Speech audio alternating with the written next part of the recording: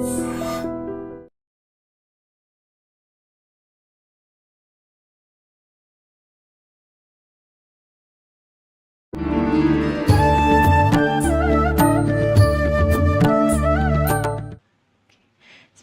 ఎలాగూ అమ్మగారి ప్రస్తావన వచ్చింది కాబట్టి అమ్మగారే మీ గురువు అని చెప్పి విన్నాము. ఇందాక మీరు కూడా చెప్పడం జరిగింది.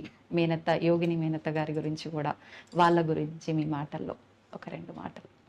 అమ్మగారి గురువులైనప్పటికి కూడా నేను ప్రతి సెకండు ప్రతి గురువును నేను తీసుకుంటుంటాను. దత్తాత్రేయుని ఇప్పుడు 24 గురువులు ఆయన ఎట్లా తీసుకున్నారో నేను అంతకన్నా ఎక్కువ తీసుకున్నాను. నాది లెక్క ఎక్కువ అయిపోయింది. కానీ ప్రారంభం గురువు అమ్మనే నాకు. సంగీతంలో కానీ, జ్ఞానంలో కానీ, మరి ఎట్లా బతకాలనేది కానీ. అడవిలో బతికాం మేము. మాకు ఇది ఏది తెలీదు. కరెంటు కూడా మాకు తెలియదు అప్పట్లో. 5 ఏళ్ళ వరకు నాకేం తెలియదు. కరెంటు ఏమీ తెలియదు నాకు. ఏ మిక్సీ, కరెంటు ఏమీ తెలియదు. అంతా అన్ని చేతిలోనే చేసుకొని, అన్ని ఆవులు, ఒక 2000 ఆవులు ఉండేది. ఒక 1000 ఎకరాల వరకు తాతగారిది. అన్నీ అడవి అంతా తానే తీసేసుకొని చేసేసాడు. అట్లా బతికాం. అక్కడే నేను పుట్టింది కూడా. బ్రహ్మకుండంలో పుట్టాను. 3 నదులు చేరుతాయి. అక్కడే అమ్మ ధ్యానం చేసేది. ఆ ధ్యానంలో నేను పుట్టాను. పుట్టాను అంట. అప్పుడు ఈ ట్రైబల్స్ తీసుకువెళ్ళిపోయారు. ఆ శిశువు నీళ్ళలో పడిన తర్వాత నీళ్ళలో కొట్టుకొని పోతూ ఉంటాయి. ట్రైబల్ అమ్మకు జ్ఞానం లేదు. అప్పుడు అమ్మమ్మ గారు వెళ్ళి ఎవరో చెప్పారు, ఇట్లా మీ శిశువుని తీసుకుపోతున్నారు, మీ మనవుడు అది అమ్మకే పుట్టింది అట్లా అట్లా ఎవరు చూసారే ఉంటావు. చూసిన వాళ్ళు దేవతలే ఉండొచ్చు. అప్పుడు వెళ్ళి అమ్మమ్మ తీసుకొచ్చి ఒక స్థలంలో వేశారు. ఆ ట్రైబల్స్ ఇచ్చారు. అది ఒక అర్కావతి నది దాటి అన్ని అది అక్కడ పెద్ద కావేరీ నది కూడా, చాలా పెద్ద కావేరీ నది, అఖండ కావేరీ. సరే, అక్కడి నుంచి అప్పుడు అర్కావతి బాగా నీళ్లు ఉండేవి, ఇప్పుడు ఉన్నాయి. అక్కడి నుంచి తీసుకొచ్చి ఒక భూమి వాళ్ళు ఉండినటువంటి స్థానం దగ్గర వేశారట. ఇది అయిన తర్వాత 21 సంవత్సరాలు అయిన తర్వాత నేను చూడాలనిపించింది నాకు ఆ భూమిని. నేను పుట్టిన స్థలం చూడాలనిపించింది. భక్తులంతా ఒత్తిడి, మీ స్థలం చూపించండి, మీరు పుట్టిన స్థలం. వద్దయ్యా వద్దు అన్న వినలేదు. సరే, ఇటువంటి వాళ్ళు ఉంటారు కదా, సంతోష్ అటువంటి వాళ్ళు. సరే, వెళదాం. వెళ్ళి అక్కడ అడిగాను. ఇక్కడ దేవర్సి గౌడ అని అక్కడ ఆయన తీసుకుంటుంటాడు. బాగా వయసు అయింటుంది. అడుగుతూనే అంతా మీ తాతగారితో ఇదంతా మేము తీసుకున్నాము, చాలా సంతోషం, మనవుడు వచ్చారు, మీరు చాలా సంతోషం, నువ్వైనా వచ్చావు, మాకు సంతోషం అయిపోయింది, నాకు అవసాన కాలం అయిపోతున్నది. ఎందుకు వచ్చారు అంటే, ఏం లేదు, నేను పుట్టిన స్థలము అది చూసి అక్కడ ఒక స్తూపం కట్టాలా అని, ఒక పెద్ద స్తూపం కట్టాలని భక్తులు అపేక్ష పడుతున్నారు. ఓహో, నాకు ఇవ్వు కొంచెం, ఒక 40 అడుగులు మాత్రమే ఉంటాయి. అంతే కదా, మీరు పుట్టిన స్థలం చూపిస్తారా, తీసుకువెళ్ళండి. అట్లా తిప్పారు. తీసుకువెళ్తే ఇక్కడ వేశారు. ఫస్ట్ శరీరం పడింది ఇక్కడ భూమి మీద, ఇక్కడ అని పడిందని ఎట్లా చెప్తారు? మీకు తెలియదు కదా, శిశువు కదా. ఇక్కడ అని ఎందుకు చెప్తున్నారు? మీ పక్కలో ఎవరు లేరు కదా, ముసలవాళ్ళు చూసిన వాళ్ళు లేదు. ఇక్కడే దీన్ని తవ్వుతూనే శివలింగం, ఒక చిన్న ఆలయం లాగా శివలింగం. సరే, దాన్ని అట్లా కప్పేసేయండి, చూపించదండి అని చెప్పి ఆ లింగం మాత్రం పైకి తీసి అక్కడ ప్రతిష్ఠ చేయటం జరిగింది. దత్తాత్రేయుని ప్రతిష్ఠ చేయటం జరిగింది. నాకు కొంచెమే చాలు అన్న, ఒక 1/2 ఎకరా అంత చాలదు, మీకు 5 ఎకరాలు ఇస్తా మీకు అన్నాడు. ఇది మీ భక్తులను చూస్తే మీకు చాలదు, ఇదంతా సరే అట్లే చేయండి. తర్వాత పిల్లలకు కూడా వాళ్ళకి వైరాగ్యం పుట్టి వాళ్ళు కూడా ఇచ్చేస్తారు. చాలా పెద్ద ఏరియా అయింది, బాగుంది. అక్కడ మంచి మెడిటేషన్ కూడా చాలా. ఆ అమ్మ నన్ను ఎప్పుడు కూడా తీసుకువెళుతూ ఒక వృక్షం కిందకి, ఆవిడ దత్త ఉపాసకురాలు, దత్తాత్రేయుడు యొక్క ఆ దత్తుడినే ఎప్పుడు కొలుసుకుంటూ ఉండేది. ఫకీర్ సాఫీ అని చెప్పేసి ఒక ఆయన, 150 ఏండ్లు ఆయనకి, 120 నుంచి 150 ఏండ్లు అతనికి. ఆయనే కాచుకున్నారు వచ్చి. ఆ తాతగారు చెప్పారు, నువ్వు ఎందుకున్నాయా ముసలివాడు అంటే, నా గురువు పుడతాడు, నేను చూసుకొని వెళ్ళిపోతాను. ఎవరికి పుడతారు? ఆ కొనా కూతురుకు పుడుతుంది. పెండ్లే కాలేదు, పెండ్లి అవుతుంది, పుడతాడు, చూసుకుని వెళ్తాం. పెండ్లి కావటం జరిగింది. యాత్రకు వచ్చిన వాడు పెళ్లి చేసేసారు నాన్నగారిని. చాలా పెద్ద కథ అది, చాలా పెద్ద కథ. ఆ పెళ్లి యాత్రకు వచ్చిన వాడిని చేయటం జరిగింది. ఆయన పుట్టడం 5 ఏళ్ళు అయిన తర్వాత, 5 ఏళ్ళ వరకు పుట్టలేదు, కాచుకునే ఉన్నాడు. అయిన తర్వాత పుట్టడం జరిగింది. పుడుతూనే నమస్కారం చేసుకుని వెళ్ళిపోయాడు. ఎక్కడికి పోయాడో ఎవరికి తెలియదు. ఆ పకీరు ఆయన గుర్తుగా ఇల్లు కూడా మేము అట్లే కట్టాం, ఆయన గుర్తుగా ఉండని అని చెప్పేసి. ఆ అమ్మగారు నన్ను ఎత్తుకొని అక్కడంతా సంగీత ప్రియ, చాలా సంగీతం, వీణంతా వాయించింది. ఆ సంగీతం నాకు అబ్బింది. రెండవది ఆ పక్షులు చూపించేది. ఆ చెట్టు ఇప్పటికీ అక్కడే పక్షులు వస్తూ ఉంటాయి. ఆ చెట్లు లేవు అంత పెద్దగా ఉన్నాయి, అయినా దాంట్లో ఇప్పటికీ అక్కడ వస్తూ ఉంటుంది. రాత్రిపూట కొన్ని వేల పక్షులు వస్తాయి అక్కడికి. ఆ పక్షుల యొక్క రవం వినటం, దాని యొక్క స్వరం వినటం, ఇట్లా చూపిస్తూ తర్వాత పొలానికి తీసుకువెళ్ళేది దినం. చూడు రాగులు ఎంత బాగున్నాయో, ఇక్కడ నేను వీణ వాయించాను, రాగులు వచ్చాయి చూడు బాగా, చూడు ఇక్కడ వీణ వాయించాను, ఆవులన్నీ మంచి పాలు ఇస్తున్నాయి చూడు, చూడు పండ్లు ఎంత బాగున్నాయో, అకాలమైన పండ్లు, మామిడి పండ్లు అకాలం, మామిడి పండ్లు చూడు ఎంత బాగున్నాయి, ఎంత రుచిగా ఉన్నాయో చూడు. అకాలం చింతకాయలు, పెద్ద చింత చెట్టు ఉండేది అక్కడ, 5-6 చెట్టు. అన్నీ సంగీతంలో అవుతుంది నాన్న అని చెప్పి.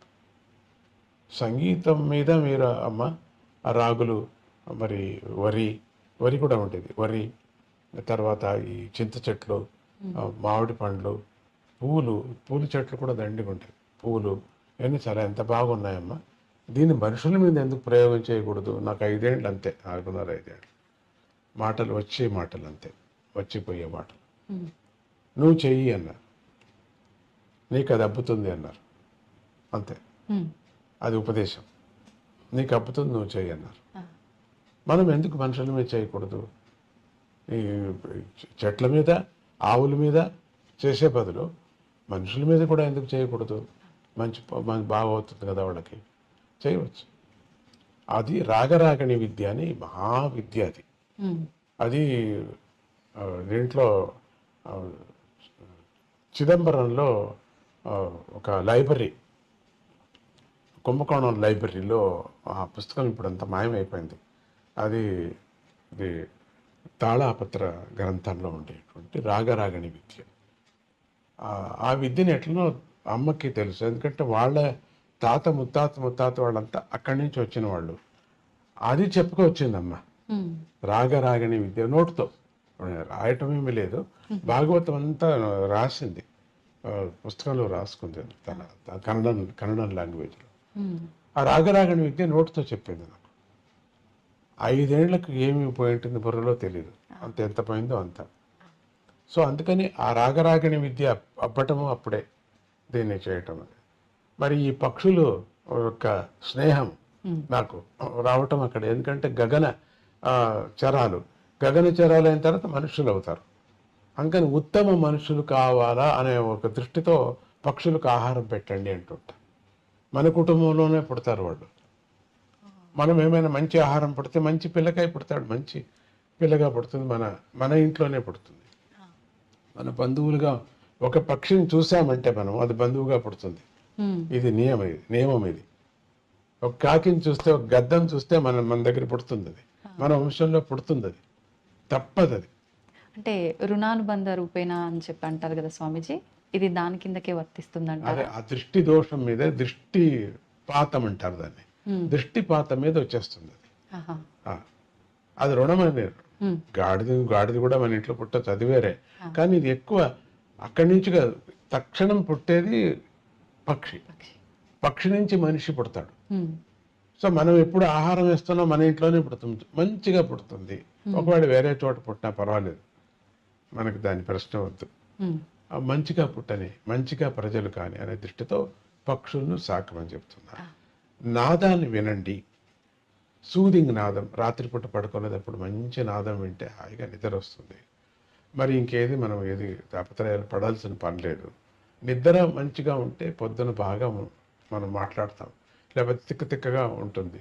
2 రోజులు నిద్ర రాకపోతే మనిషిని మనం మాట్లాడించడానికి అయ్యలేదు, బుద్ధి చెడిపోతుంది.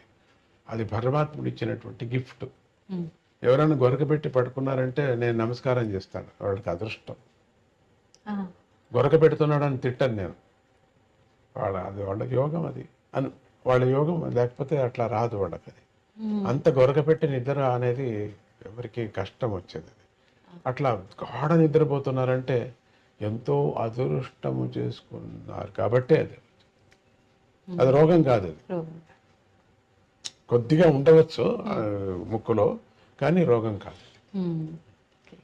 స్వామిజీ, మేనత్త గారి గురించి కూడా 2 మాటలు. అమ్మా, మేనత్త గారి గురించి కూడా 2 మాటలు. మేనత్త గారు యోగా ఆవిడకి చాలా ఇష్టమైంది. రెండోది భగవద్గీత, యోగం, ఉపనిషత్తులు అంతా చెప్పుకునేది. ఆవిడ సంగతి నేను ఏమని చెబుతాను. బ్రిటిష్ కాలంలో ఆవిడ అంటే మా మేనమామ గారు బ్రిటిష్ కాలంలో ఆయన ఈ సోడాలు కనిపెట్టేవారు. సోడా అంటే నీళ్లలో గ్యాస్ వేసి సోడా, అది ఇప్పుడు కనపడదులేండి, ఇప్పుడు లేదు అది. ఆ మిషన్ పెట్టుకొని చేసేవారు. దాని నుంచి బ్రిటిష్ వాళ్ళకి దగ్గర అయిపోయాడు. అప్పుడు అది ఆయన మళ్ళీ తెనాలిలో వచ్చి మన తెలుగు రాష్ట్రానికి వచ్చారు. ఆయన ఇక్కడ వచ్చి ఉన్నారని ప్రతీతి. తర్వాత దాని మూలం నేను ఎతకలేదు. ఆ అత్తగారు అంటే మా నాన్నగారి యొక్క అక్కగారు. ఆవిడ స్వామీజీ మా నాన్నగారు యొక్క మొదటి భార్య పోయిన తర్వాత నాన్నగారికి పిచ్చి పట్టిపోయింది. పిచ్చి అంటే ఆయన పూజ చేసేవారు, ఉపాసకుడు, నరసింహస్వామి ఉపాసకుడు. దినము శాలిగ్రామానికి నైవేద్యం తెచ్చిపెట్టేవాళ్ళు ఎవరు లేరే అని అట్లా అయిపోయింది మనసు. అప్పటి నుంచి అన్నీ వదిలేశారు వాళ్ళు. ఒక అర్చకత్వం కూడా చేసేవారు. వేదాంతినే, వేదం నేర్చుకొని పల్లెల్లో ఎవరు పురోహితులు లేరని పల్లెకి వెళ్ళి పెళ్ళిళ్ళు చేయించటము, గృహప్రవేశాలు చేయించటము, దాంట్లో వచ్చిన ధనాన్నంతా దానం చేసుకొని రావటం, ఇట్లా గుర్రం మీద అమ్మగారు ఒకటి లోపలికి తీసుకురావటానికి, దానం తీసుకురావటానికి వీల్లేదు, అంతా ఇచ్చేసి రావాలా, స్నానం చేసుకొని రావాలా. అమ్మ అట్లా ఆ నియమం. పొలం ఉండేది, పొలం వచ్చేది బాగా. సరే, ఆ అత్తగారికి ఇట్లా అయిపోయిందే, పెద్ద భార్య పోయినప్పుడు తమ్ముడికి అని యాత్రలు చేయించింది అన్ని చోట్ల. మా నాన్నగారిని యాత్ర చేస్తూ బెంగళూరుకి వచ్చినప్పుడు బెంగళూరులో ఎవరో చెప్పారు, ఇక్కడ ఒక సంగమ క్షేత్రం ఉన్నది, అక్కడికి వెళితే మీ తమ్ముడికి పెళ్లి అవుతుంది, పిల్లలు పుడతారు, ఇట్లా అంతా ఒక గణపతి, నీ పేరేంటి, గణపతి నా పేరు అని చెప్పి వెళ్ళిపోయాడు. ఫస్ట్ బస్సు బెంగళూరు నుంచి అక్కడికి వెళ్ళటం, అదే మొదటి బస్సు. ఆ మొదటి బస్సులో వీళ్ళిద్దరు కూర్చున్నారట. ఈ పిచ్చి బ్రాహ్మడు అత్తగారు ఎదురు కూర్చున్నారు. వెళ్ళారు. వెళుతూనే ఆ బస్సు వాడు చెప్పారట, ఇక్కడ ఫస్ట్ టైం వస్తున్నాం మేము, కొద్దిసేపే ఆగేది, తొందరగా వచ్చేసేయండి అని. లేదు, స్నానం చేసుకొని వస్తామని. ఈయనకి నీళ్లు చూస్తే ఎక్కడ చూసినా నీళ్ల పిచ్చి తాతగారికి. నేను తాత అంటాను మా అన్నని. ఆయన స్నానానికి వెళ్ళాడు, ఇక జపానికి కూర్చున్నాడు. ఇంత పిచ్చి అయినా కూడా జపం అంతా అదంతా ఉంది, నిష్ట నియమం అంతా ఉంది. ఎంతసేపు అయినా రావటం లేదు, మాట్లాడుతున్నా రావటం లేదు. బస్సు వెళ్ళిపోయింది. ఇక అడవి, బస్సులు లేవు, ఎడ్లు బండ్లు లేవు, ఏమీ లేవు. అరే ఎంత పని అయిపోయింది ఈ అడవిలో, ఎట్లా ఇక్కడంతా ఏనుగు కనపడుతూ ఉందట. ఏనుగు ఇప్పటికీ నిన్న కూడా ఏనుగు వచ్చిందని న్యూస్ ఇప్పుడు నాకు. నిన్న కూడా ఆ ఇంటికి ఏనుగు వచ్చింది అని చెప్పేసి మా ఆశ్రమానికి. పులులు, ఏనుగు, అక్కడ పులులు ఏనుగులు ఏమి పోట్లాడేవి కాదు, ఇప్పుడు పోట్లాడు, జింకలు అన్నీ వచ్చేవి. అక్కడ అదే స్నానం చేస్తూ బస్సు వెళ్ళిపోయింది. వెళ్ళిపోతున్నా ఏం చేయటం, ఏమీ లేదే ఇక్కడ, తీర్థం లేదు, తిండి లేదు, ఏమిట్రా ఇట్లా అయిపోయింది. అత్తగారికి చాలా కష్టమైంది. చూస్తే ఒక దీపం కనపడుతూ ఉండిందట. అదే కొండలో దీపం కనపడుతుంది, చాలా దూరం కొండలో కనపడుతుంది అని ఎత్తుకుంటూ వెళ్ళారు. ఆ రోజు సాయంత్రం కలలో దత్తుడు కనపడి, ఈరోజు వచ్చేవాడిని నన్ను నాకు పెళ్లి చెయ్యి అని అమ్మ అనటం. ఆళ్ళ నాన్నగారికి అంటే మా తాతగారికి నాస్తికుడు. వచ్చి ఎవరు ఇక్కడికి ఎవరు రావడానికి వీల్లేదు, ఏ మగోడు ఉండటానికి వీల్లేదు. పని మనిషిని కూడా పంపించేశాడు. పంపించి అన్నీ బంద్ చేశాడు, గేట్ అన్ని బంద్ చేశాడు. రావటానికి వీలేదు. ఏది రాత్రి అయిపోతున్నది, ఏది ఎవరు రాలేదే అట్లా అని. వీళ్ళు ఈ అత్తగారు మా నాన్నగారు ఏం చేశారు, ఈ వెనక దొడ్డి నుంచి వెళ్ళారు లోపలికి, ఇంట్లో వెళ్ళిపోయారు. ఇంట్లో చూస్తే మగోడు పిచ్చోడు. ఆ తాతగారికి ఆశ్చర్యమైంది, ఎక్కడి నుంచి మీరు ఎట్లా వచ్చారో అట్లా ఎట్లా, వెనక తట్టది తలిపోయలేదు, లోపలికి వచ్చాము. అదే మీరు బ్రాహ్మణులని తెలిసింది, ఈవిడికి తాపత్రయం, వీడికి బ్రాహ్మణులని తెలిసింది, మాకేదో ఒక అన్నం పెట్టండి అది వచ్చాం. మగవాడు వచ్చాడు కదా, రాత్రి లోపల వచ్చారు కదా మగవాడు, చూడండి. అప్పుడు తాతగారు అడిగారట, ఏంటి ఏంటి ఈయనకి, ఇట్లా ఇట్లా అయిపోయింది, ఇట్లా అయిపోయింది, పిచ్చి, పెళ్లి చేస్తే మాత్రమే సరిపోతుందని చెప్పారు. పెళ్లి చేస్తే సరిపోతుంది, ఇది ఛాలెంజా? అవును ఛాలెంజ్. అయితే నా కూతుర్నిచ్చి పెళ్లి చేస్తాను, చూడండి సరిపోతుంది, ఆ క్షణమే సరిపోతుందని. అప్పటికప్పటికే పొద్దున్నే పెళ్లి చేసేసారు. సరిపోయింది పిచ్చి. మీరేమంటారు, మీ టీవీ ఏమంటుంది చెప్పండి?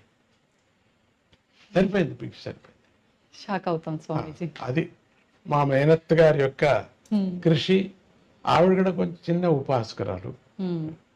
దాంతో వాళ్ళకి 5 ఏళ్ళు అయిన తర్వాత ఈ బాలకుడు పుట్టడం జరిగింది. మిమ్మల్ని అంతా చూడాలి కదా, నేను మంచి కర్మ నాకు ఉంది, అంత కావాలి.